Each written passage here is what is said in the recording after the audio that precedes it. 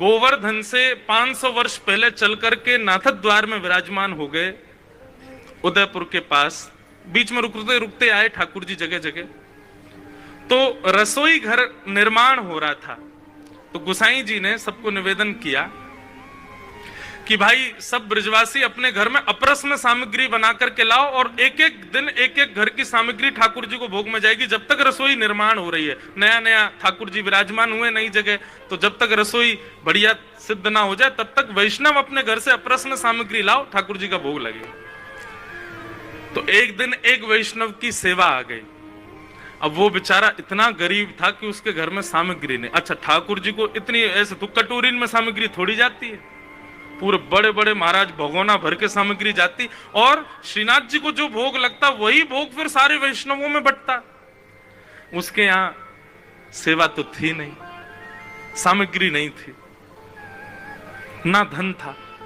उसने मुखिया जी से जाकर के एकांत में निवेदन किया, बोले भगवान मेरी सेवा मुझसे छीनिएगा मत, मेरे घर की कल की पारी है, मुझे घर से सामग्री बना के लानी है, मैं नहीं चाहता कि मेरी सेवा छूटे। आपने यदि मेरी जगह किसी और को कह दिया तो मेरे प्राण निकल जाएंगे, लेकिन दुविधा यह है मेरे घर में सामग्री नहीं है, मुझे सेवा भी नहीं छोड़नी है और सामग्री भी पधरानी है, मैं क्या करूं।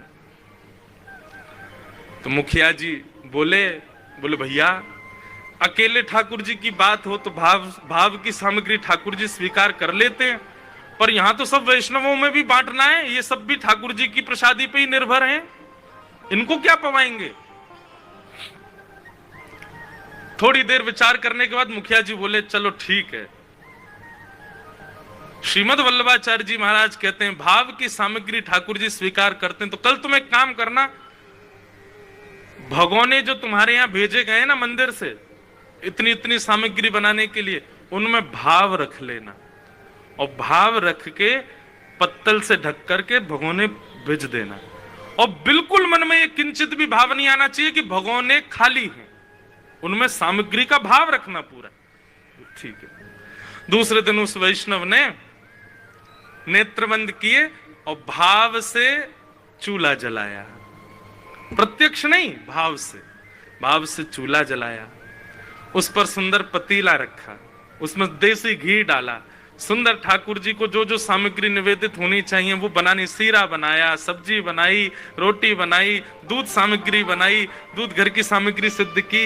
इस प्रकार से ठाकुर जी के लिए बहु व्यंजन, जितने पात्र आए थे उतने पात्रों में भाव से सामग्री बना रहा था।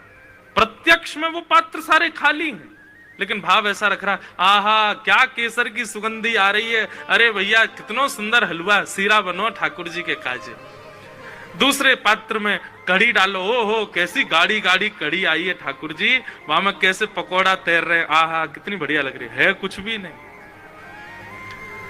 इस प्रकार समस्त सामग्रियों को सिद्ध करके खाली पत्तलों को ऊपर रख के सूतरी से बांध करके भगोने उठा उठा करके कंधे पर मंदिर में ले जा करके श्रीनाथ जी के सन्मुख पधरा दिए और कहा भगवान सामग्री आरोग। गोसाई जी ने पत्तल सब हटा दी, कपाट बंद करके ठाकुर जी का भार चिंतन करने लगे। मुखिया जी के भी नेत्र सजल हैं, उस सेवक के भी नेत्र सजल हैं, ठाकुर जी आप सेवा स्वीकार करना। सेवक के मन में एक बार भी किंचित भाव नहीं आया कि सामग्री बर्तनों में खाली है, कुछ भी नहीं है, ऐसा भाव ही नहीं आया। उसको लगा वास्तव में है। वो तो जब बाहर बैठा था तो गोसाई जी से बार बार कहे आप सुन रहे हैं, चटकारों की आवाज आ रही है भीतर से, ऐसा लग रहा है ठाकुर जी उंगली चाट रहे हैं, बीच बीच में सुगंधी कढ़ी की आ रही है, ऐसा लग रहा है ठाकुर जी कढ़ी पा रहे हैं। गोसाई जी को लेकिन संशय होने लगा, बोले कि खाली पात्र हैं भैया जन, कहा हुए वो आज। और जैसे ही कपाट खोल करके देखा तो जितनी भाव सामग्री उसने विचार की थी सब सामग्रियां वहां प्रकट हो गई, प्रत्यक्ष पात्रों में विद्यमान हो गए। ठाकुर जी के मुखमंडल पर कड़ी भात लगा हुआ था।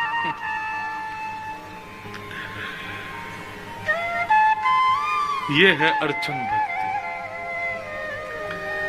सामग्री कितनी महंगी है, सामग्री कितनी विशिष्ट है, यह जरूरी नहीं है। आपका भाव कैसा है। और भाव निर्मित तब होगा जब श्रवणम, कीर्तनम, स्मरणम, पाद सेवन, ये 4 भक्ति जीवन में आएंगी। मतलब सब भक्तियां आवश्यक है, तब अर्चन भक्ति। अर्चन भक्ति पर जोर मैंने इसलिए दिया क्योंकि लोग सेवा को ही सब कुछ मान लेते हैं, बाकी के भावों को उतना प्रधानता नहीं देते। ऐसा नहीं।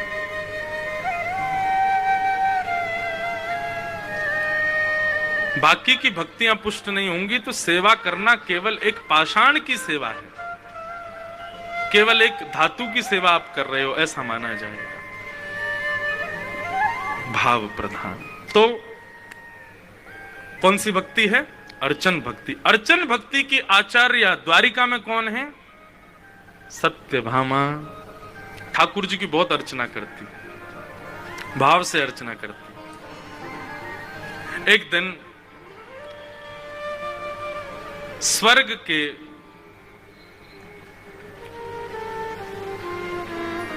कल्प वृक्ष के सुंदर पुष्प देवताओं ने भगवान के निवेदन के लिए भेजे द्वारिका।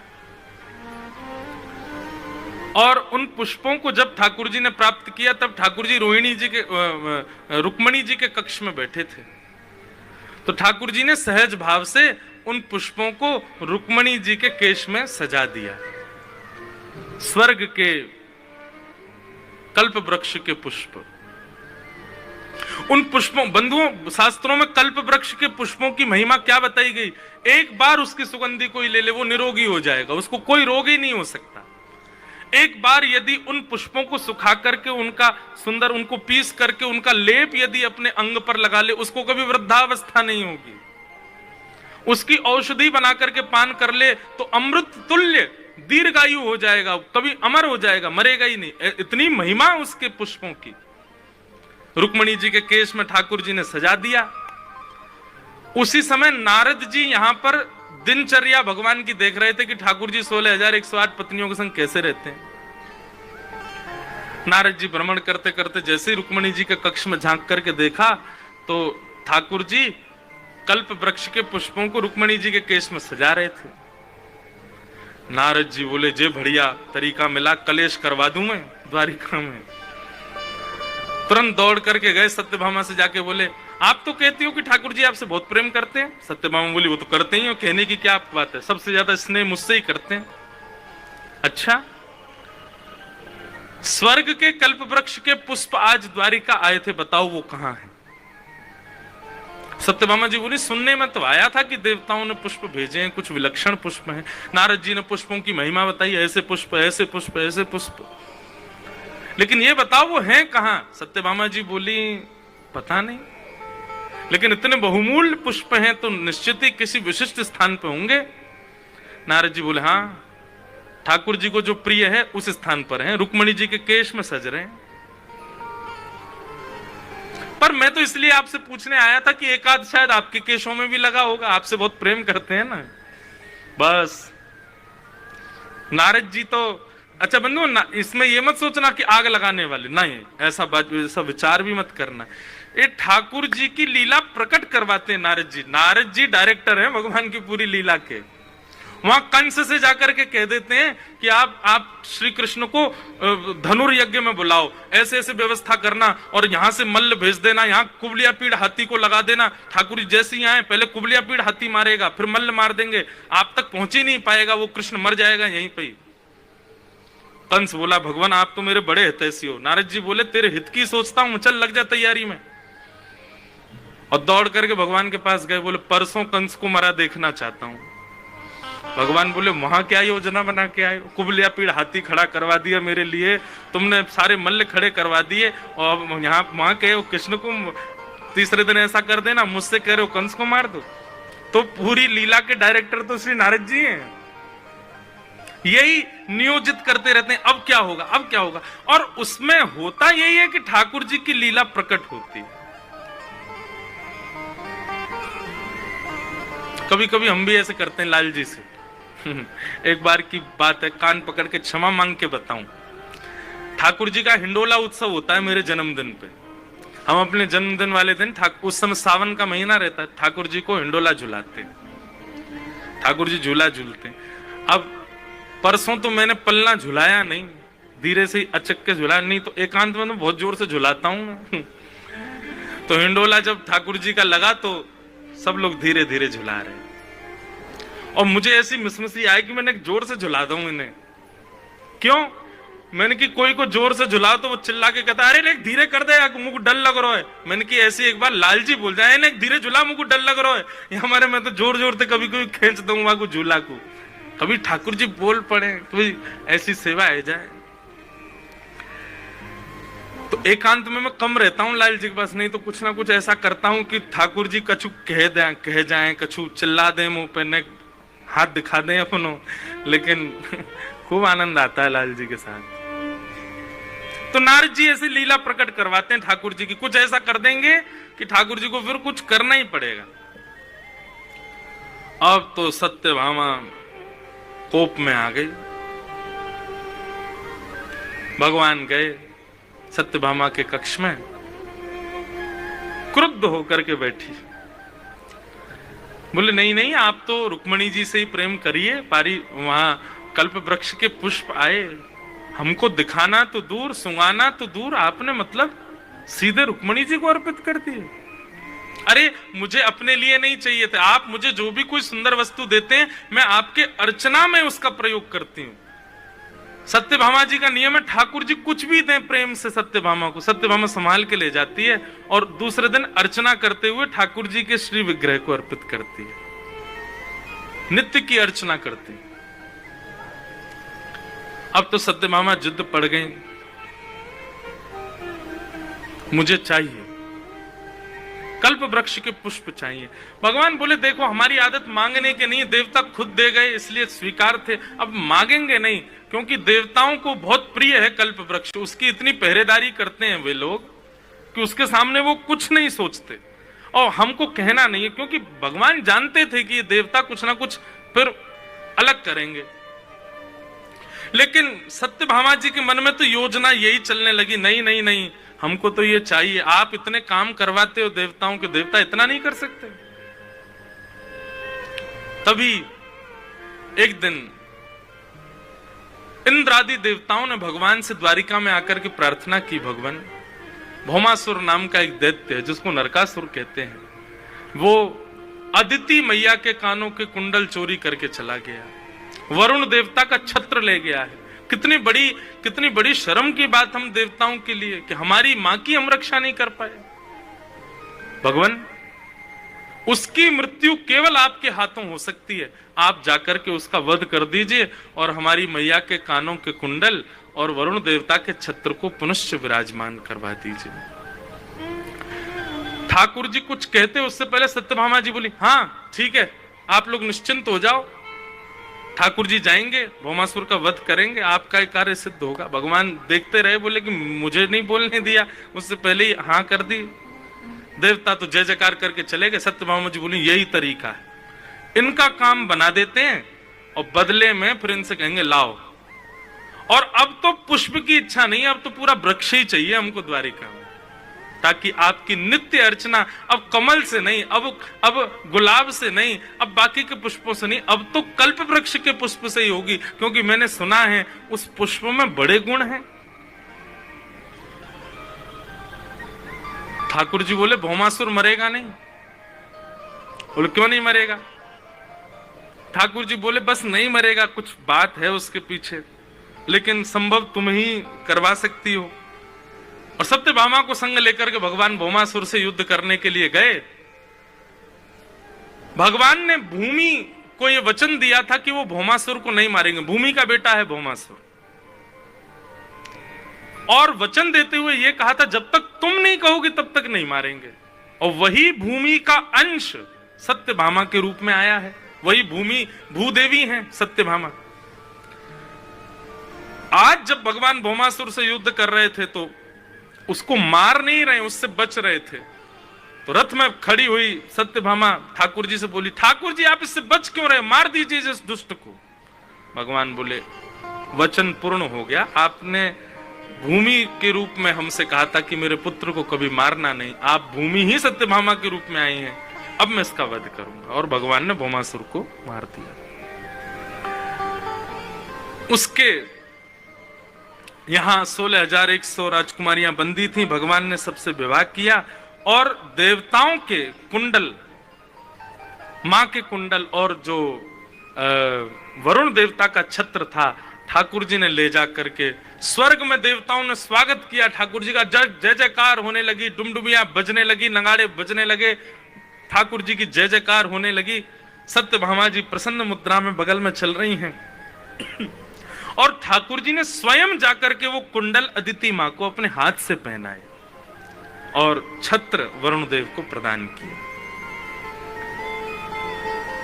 ठाकुर जी स्वर्ग में 1-2 दिन विचरण कर रहे थे, पर वर्णन ऐसा आता है कि स्वर्ग की अप्सराएं सत्यभामा को स्वर्ग में घुमा रही थी, तो सत्यभामा ऐसे देखती थी स्वर्ग को, ये क्या है? क्यों? बोले द्वारिका के आगे स्वर्ग भी फीका लगता था, इतनी सुंदर थी द्वारिका।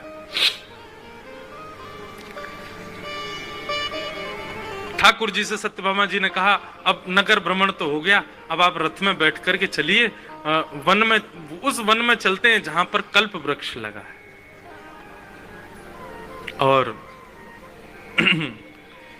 ठाकुर जी गए और जाकर के वहां से कल्प वृक्ष का दर्शन करने। सत्यभामा जी तो बोली, ले चलो, पूरे वृक्ष को ही ले चलो, अब तो इसको वहीं लगाएंगे, वहीं पर इसके पुष्पों से सेवा किया करेंगे। ठाकुर जी बोले, ठीक है, देवताओं को देख लेंगे, बाद में जो होगा। कल्प वृक्ष लेकर के भगवान द्वारिका पधार गए। इंद्र को जब ये बात पता चली कि ठाकुर जी कल्प वृक्ष ले गए हमारा, इंद्र ने पूरी सभा बुलाई और नवग्रह बैठे सामने आकर के। इंद्र ने सबसे घोषणा करते हुए कहा कि मैं युद्ध छेड़ने वाला हूं, मेरा संग कौन देगा? नवग्रह बोले, हम सब तुम्हारे साथ हैं, तुम हमारे राजा हो, पर युद्ध करना कहां है? बोले, द्वारिकाधीश से युद्ध करना है। वे हमारे कल्प वृक्ष को लेके चले गए।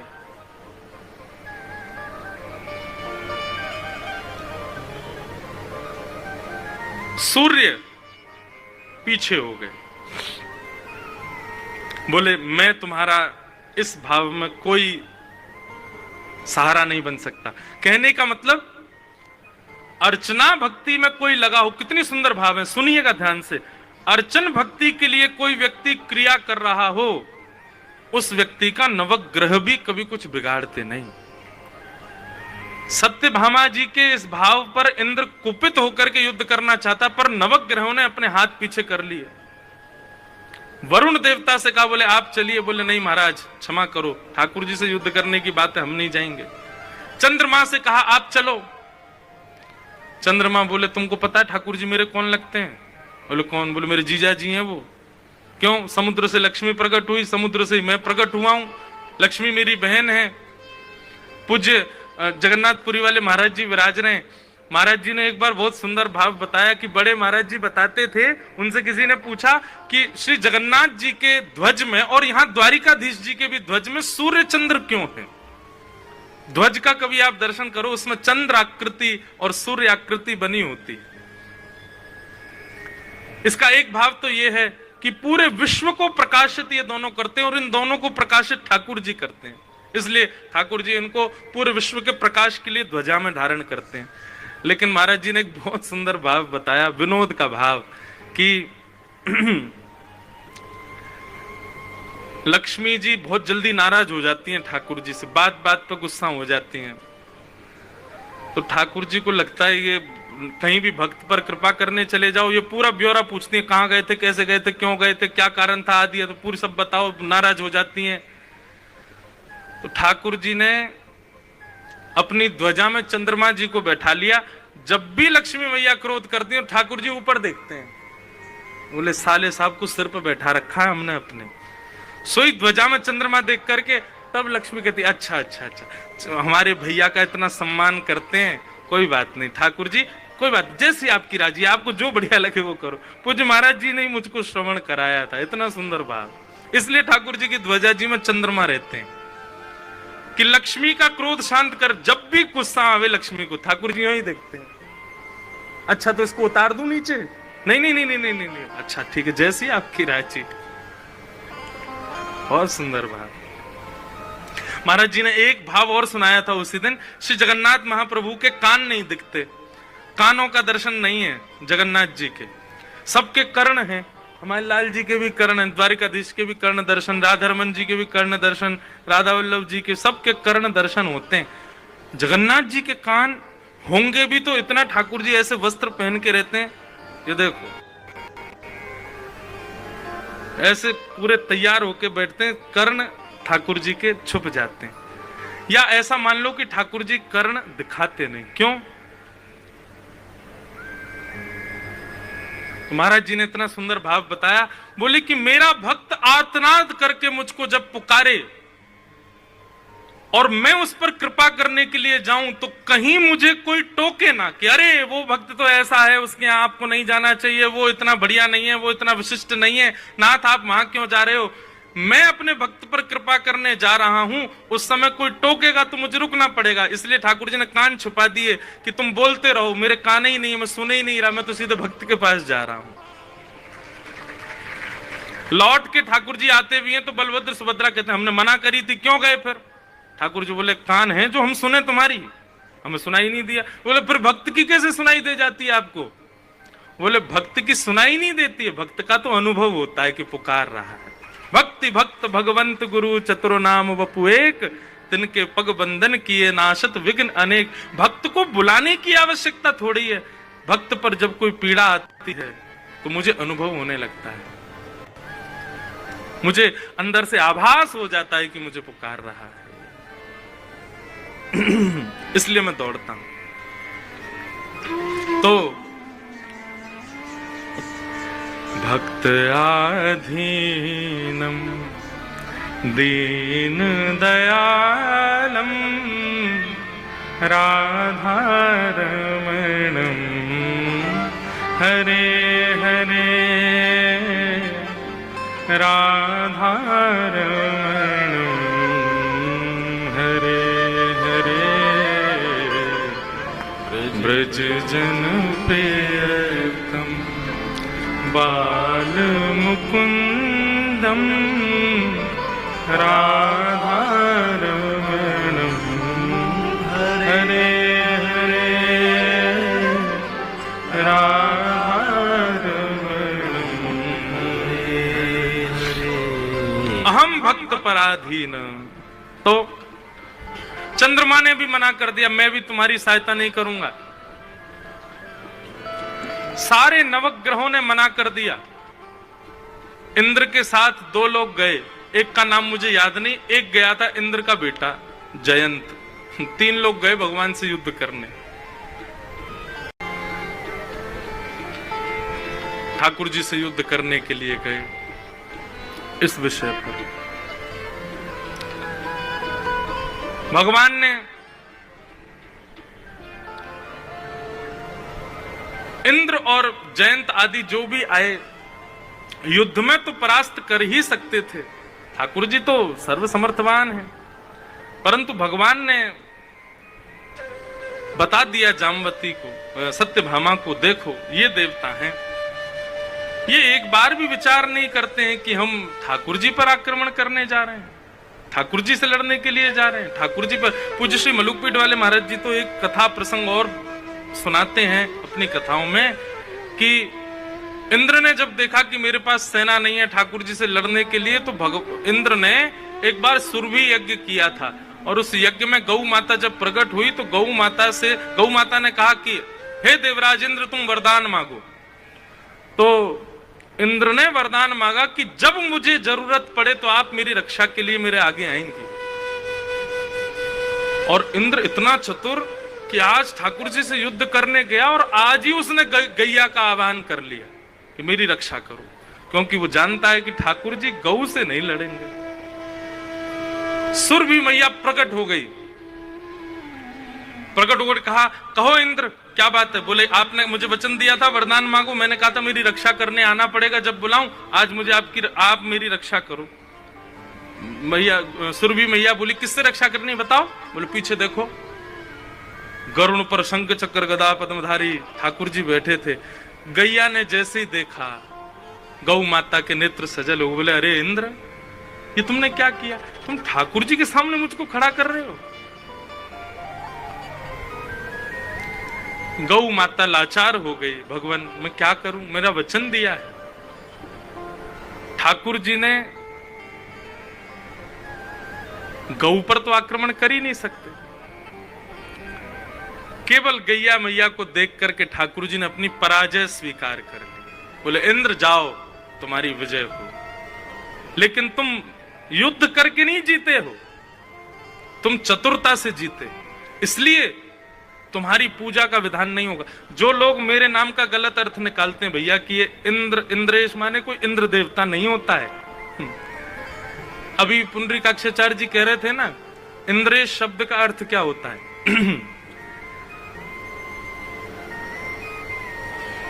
इंद्र के मान का जिन्होंने अपने नख पर गिरिराज धारण करके मर्दन किया, उनका नाम है इंद्रेश भगवान।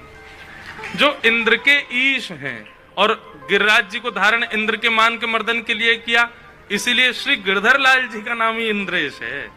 इसलिए वो कह के गए कि आपका नाम तो जन्म से ही ठाकुर जी के नाम पर रख दिया गया था। कई लोग बोल देते हैं कि आप इंद्र हो, इंद्र देवता हो। इंद्र नहीं है भैया, और हैं भी नहीं कुछ, बस ठाकुर जी से नाम संबंध है। ठाकुर जी के ही नाम होते हैं सबके, देवताओं के नाम थोड़ी होते हैं हमारे। तो इस प्रकार भगवान ने सत्यभामा जी की अर्चन भक्ति को पुष्ट करने के लिए स्वर्ग के उस वृक्ष को लाकर के द्वारिका में विराजमान किया। एक अच्छा